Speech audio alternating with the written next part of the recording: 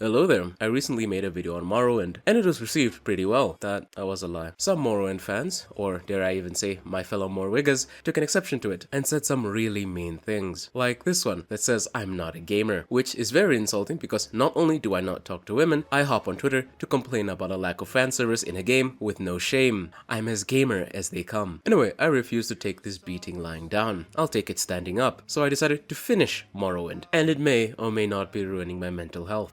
Release me! Release me! After a very bad dream with a woman rambling something at us, we wake up with a shirtless man hovering over us, which isn't ideal, but don't worry, he's on our side. He informs us that we're currently prisoners and that we've stopped in Morrowind, which is a euphemism for China. We follow him up deck, then get the opportunity to choose our character's race. I choose to be an orc. Why? Because somewhere deep within me, there's a British man who just loves walking up to people with a Zanpak toe and then... After this, we head towards the building and meet an old man with a concerning amount of voice acting. Not that voice acting is weird or anything, it's just that, let's just say this game has a lot of text.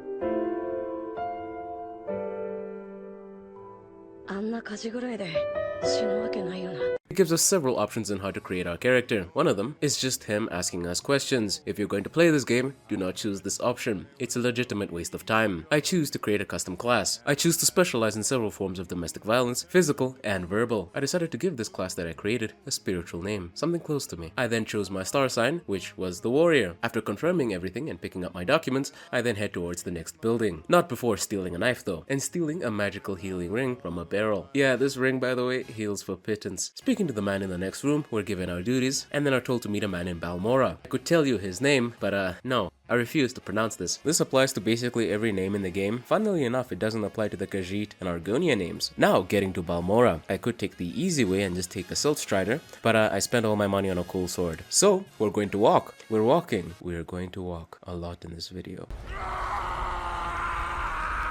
Okay, after a quick read of the illegible signs, we're on our way to Balmora. The beginning of the walk was fairly uneventful, which is basically kryptonite to my zoomer brain. Thankfully, we did meet a woman along the road past Pelagiad. Yes, that is how it's pronounced. I had to check. She was robbed by a bandit who stole her jewelry. Turns out she really doesn't care about the jewelry, she just wants to meet the bandit who was apparently very charming, which makes a lot of sense, because every time I've had a knife in my hand, a woman has never refused to give me her purse. She must find me very attractive. So with a little bit of backtracking, we head back to Pelagiad and enter the local tavern to find Nilos, the bandit we spoke of. We give her glove. He's quite shocked that a girl like her would be into someone like him and gives us a note to give to her. We head back and give her the note. She was very happy. So happy, in fact, she does not leave this spot for the rest of the entire game. After that little side quest, we're back on our way to Balmora. I encountered one of these little worm things and killed it. I had a tendency throughout this run to save scum. Every time I took damage, I would rest and regain back my health and magicka. Doing this left me very susceptible to men in gimp suits trying to stab me in the back. This would be an inconvenience if they weren't wearing very expensive armor. After the end of our conversation, I skinned him and went on my way. After a little bit of walking, and a little bit of walking, and let's not forget a little bit of walking, call me Kachogi, the way I was walking, we made it to Balmora. Am I playing a game or a fucking cardio simulator? We head straight over to our boy's house. After handing over the package we were given, he tells us that we're now a member of the Blades, and gives us our pseudo next orders. He tells us that we somewhat need to go out there and make a name for ourselves, because a guy randomly showing up and doing missions for the Blades would be a bit suspicious.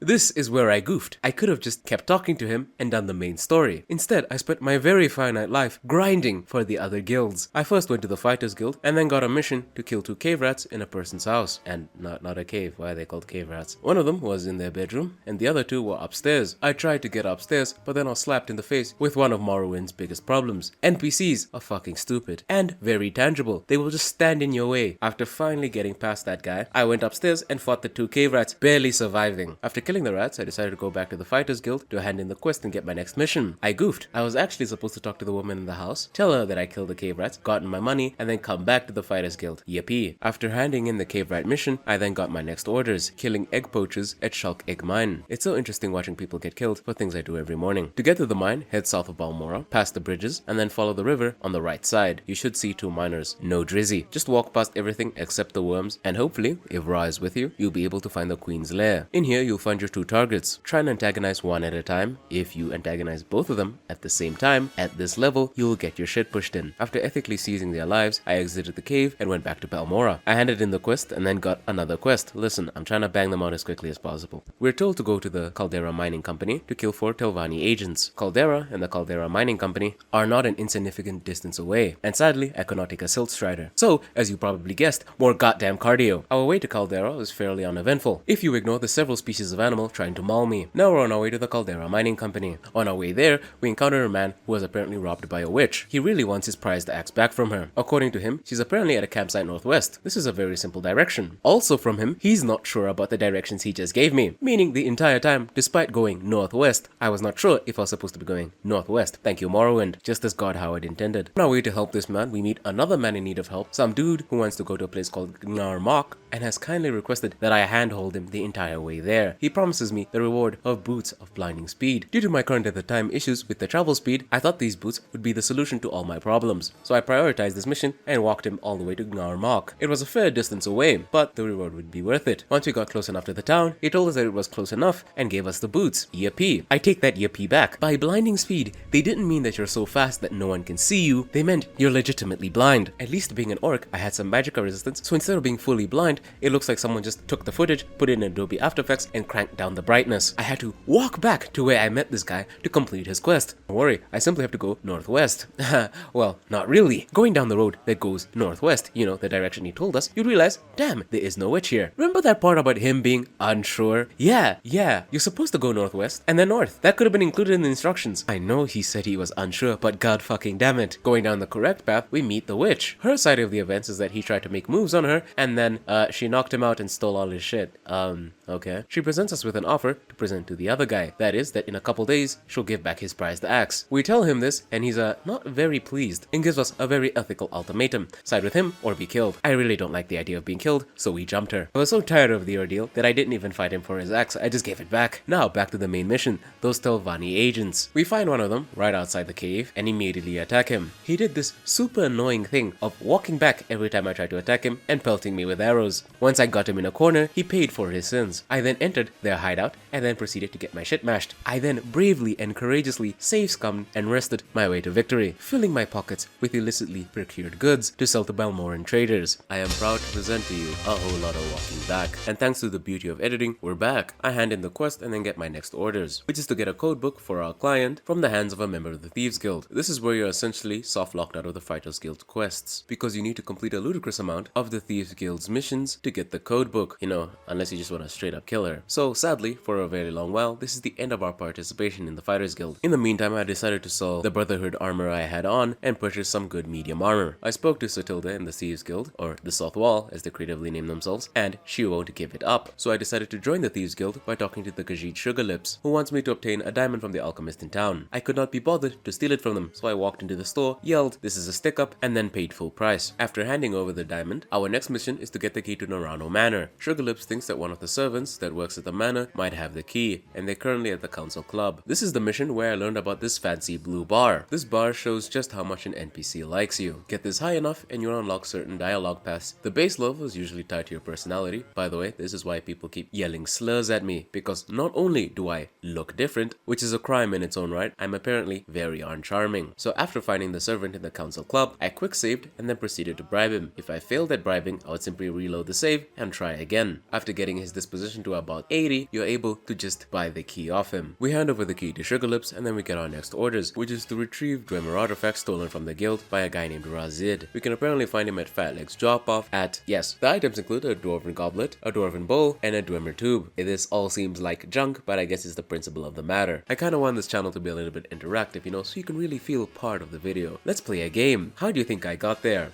Choice 1, walking.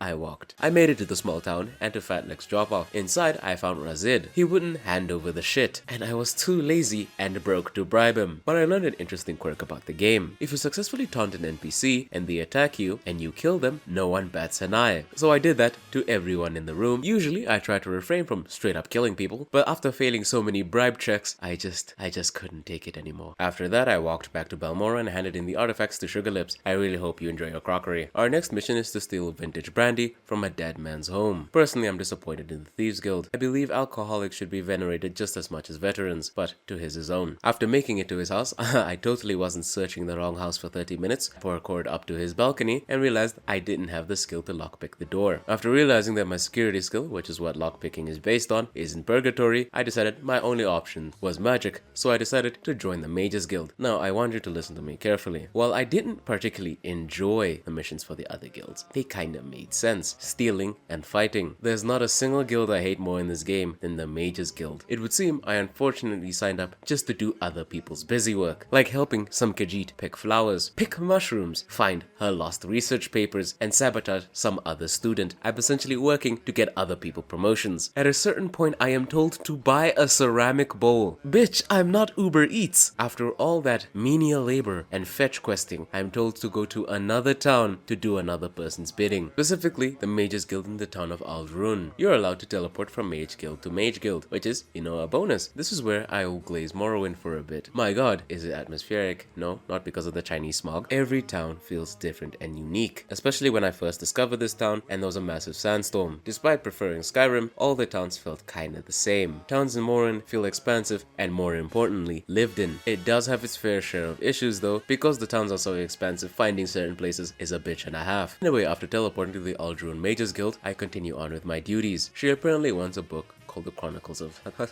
What is this? I go to the local bookstore and ask about the book, and he says, why would I ever talk to you about something like that? Nigga, you sell books! I understand that this game is giving personality some sort of importance with the disposition system, but why is the bookseller giving me lip about selling me a book? I had to go to the bookstore in Vivek, a completely different town, to buy the book. With no help from him, mind you, because I fundamentally refuse to bribe someone to get information about a book's whereabouts. Once again, I must give this game its props. Vivek looks amazing. City over the water, kinda like Venice. It's a complete maze though, I did not enjoy that part. After handing over the book to Edwina, that's her name by the way, I didn't tell you that, she tells me that she's been waiting ages to get a detect creatures potion from Skink in Tree Shade in Sadrith Mora. I wonder what his race is. I simply teleport to the Mages Guild in Sadrith Mora and get it from him. For my next mission, she tells me that another wizard in Vivek has acquired a copy of and asks me, in very large quotations, to borrow it from her. I teleported to the Vivek Mages Guild, with her looking directly at me, entered her room, locked it behind me, stole the book, and left, all without saying a word to her. You'd think this would trigger some sort of alarm, but hey, I handed over the book to Edwina and mission complete. But then I remembered, the reason I stopped doing the Thieves Guild's missions is because I was unable to unlock the door to the manor. To complete the previous mission, Edwina gave me 2 scrolls of unhinging, so I immediately teleported back to Balmora. While there, I noticed that my luck and personality were concerningly low. While I don't remember building my character specifically around speech or luck, I don't remember them being this shite. So I thought I was hit with some sort of affliction, so I went to the local temple and decided to pray the AIDS away. I didn't have any of the things this thing cures, so I was thoroughly confused and decided to live my life as Magic Johnson, thinking this is just how I built my character. Now, with the hindsight of multiple runs under my belt, I realized I was probably hit with an attack that drains my attributes. The game neither has a symbol to tell you this happened. You're simply supposed to use your natural sense of electromagnetic interference to realize that you got hit with this. On the bright side, at least my strength attribute wasn't drained, because the only way to fix this if you don't have a restore strength potion is to use a scroll of intervention to quickly get back to a city, or drop all your shit and run back to a city. After using the scroll of unhinging to break into a dead guy's house, I found the vintage brandy. I also found the dead guy. Well, why did they not take his body? Anyway, I returned the vintage brandy to Sugar Lips, and she gave me a new mission to free one of our jailed members. One of the people capable of freeing our comrade participates in the sale of illicit goods, so we have to find proof of his villainous transactions and then use that to blackmail our comrade out. To be more specific, we needed to steal or buy a Dwemer device from one of the traders in Pelagiad and use it as blackmail. So we walked to Pelagiad, bought the Dwemer device from the trader because I simply just do not have that sneak skill on me. We then went to this guy and used the Dwemer device to blackmail him. We returned with good news to Sugar Lips and were given our next mission. There's apparently an Altmer in Balmora who can help secure the south wall from thieves. But we needed those guys. Go around asking people about specific Altmers in town, or high elves if you're not pretentious,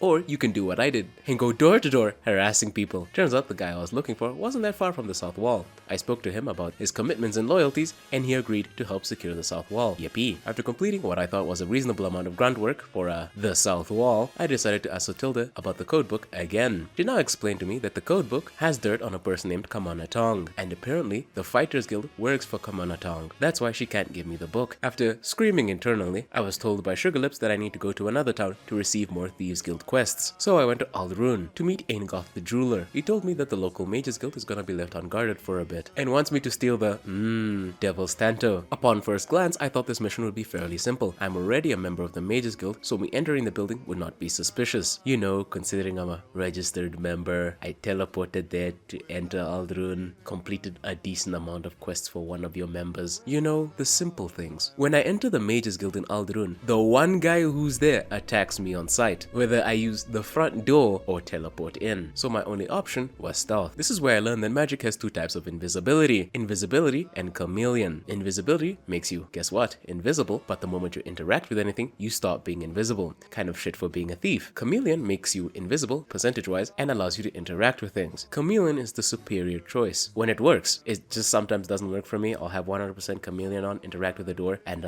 every guard just turns to look at me. They won't attack me immediately because they can't see me, but they know I've done something. I realized that my character was lacking in multiple aspects. I didn't have the stealth and I didn't have the magic required to beat certain missions. I decided to put hours of in-game training, also hours of real-life training. I was standing in a corner spamming spells for a very long time. After hours of this, completing missions and then going back to training, I decided to make a new character.